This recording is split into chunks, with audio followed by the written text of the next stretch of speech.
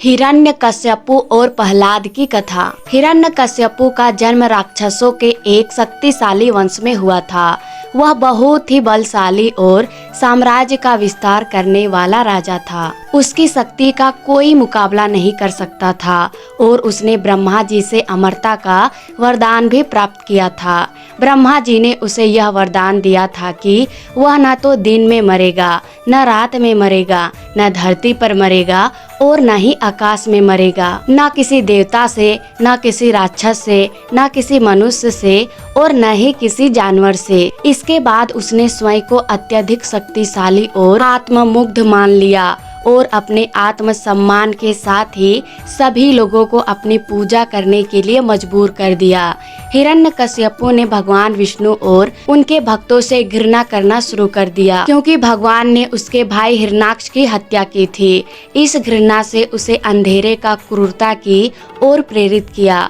उसका मानना था कि यदि भगवान विष्णु का कोई अवतार उसकी पूजा में हस्तक्षेप करेगा तो वह उसे नष्ट कर देगा। हिरण्यकश्यपु के घर प्रहलाद का जन्म हुआ। प्रहलाद बचपन से ही एक विशेष प्रकार की भक्ति के साथ भगवान विष्णु के प्रति समर्पित थे। वह दिन रात भगवान विष्णु के नाम का जाप करते रहते थे और उनकी पूजा किया करते थे, जबकि उसके पिता ने उसे अपनी पूजा के मार्ग पर चलने का आदेश दिया। प्रहलाद ने उसकी बातों को नजरअंदाज किया और भगवान विष्णु की भक्ति में लगे रहे। यह देखकर हिरण्यकश्यपु बहुत क्रोधित हुआ।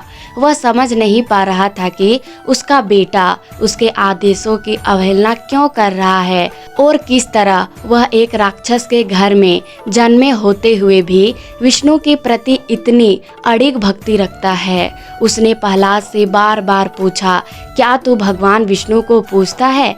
और जब प्रहलाद ने यह सत्य बताया तो हिरण्यकश्यपु ने उसे समझाने की कोशिश की। वह उसे बार बार धमकाने लगा, लेकिन प्रहलाद ने अपने विश्वास को छोड़ने का नाम नहीं लिया। हिरण्यकश्यपु के क्रोध ने उसे यह निर्णय लेने पर मजबूर किया कि वह प्रहलाद को सजा देंगे। उसने अपने राक्षसी मंत्रियों से कहा कि वे प्रहलाद को भगवान विष्णु की भक्ति से हटा दे। कई प्रकार के कष्टों का सामना करने के बावजूद प्रहलाद ने अपनी भक्ति करनी नहीं छोड़ी। हिरण्यकश्यपु ने प्रहलाद को जलाने के लिए उसे अग्नि में डाल दिया, लेकिन भगवान विष्णु की कृपा से वह बच गया। फिर उसने प्रहलाद को एक जहरीली सांप से डसवाने का प्रयास किया, लेकिन सांप ने उसे कुछ नहीं किया। इसके बाद उसने प्रहलाद को एक भारी पत्थर से नीचे दबाने का आदेश दिया, लेकिन प्रहलाद बच निकला। जब हर साजिश में वह सफल नहीं हो सका तो हिरण्यकश्यपु ने सोचा कि उसे प्रहलाद की किसी अन्य तरीके से नष्ट करना होगा। उसने अपनी बहन होलिका से मदद मांगी। होलिका को एक वरदान प्राप्त था कि वह अग्नि में न जलने वाली थी। वह प्रहलाद को अपनी गोदी में बैठाकर आग में बैठ गई, लेकिन भगवान विष्णु की कृपा से होलिका जल गई, जबकि प्रहलाद सुरक्षित बच गया। इन सभी प्रयासों के विफल होने के बाद हिरण्यकश्यपु का गुस्सा और बढ़ गया। एक दिन उसने प्रहलाद से पूछा, क्या तेरा भगवान विष्णु यहाँ है? प्रहलाद ने उत्तर दिया, वह हर जगह है, वह प्रत्येक वस्तु में है। इस पर हिरण्यकश्यपु ने कहा, क्या वह इस खंभे में है? प्रहलाद ने कहा, हाँ, वह खम्भे में भी है। फिर हिरण्यकश्यपु ने उस खम्भे को अपनी मुट्ठी से मारा। उसी समय खम्भे से भगवान विष्णु का नरसिंह अवतार प्रकट हुआ।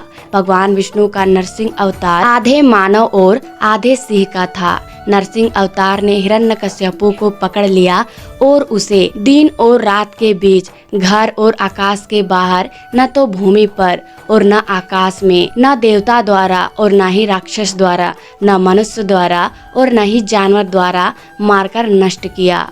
निष्कर्ष, इस प्रकार भगवान विष्णु ने भक्त प्रहलाद की अडिग भक्ति और सत्य के पक्ष में अपनी शक्ति का परिचय दिया।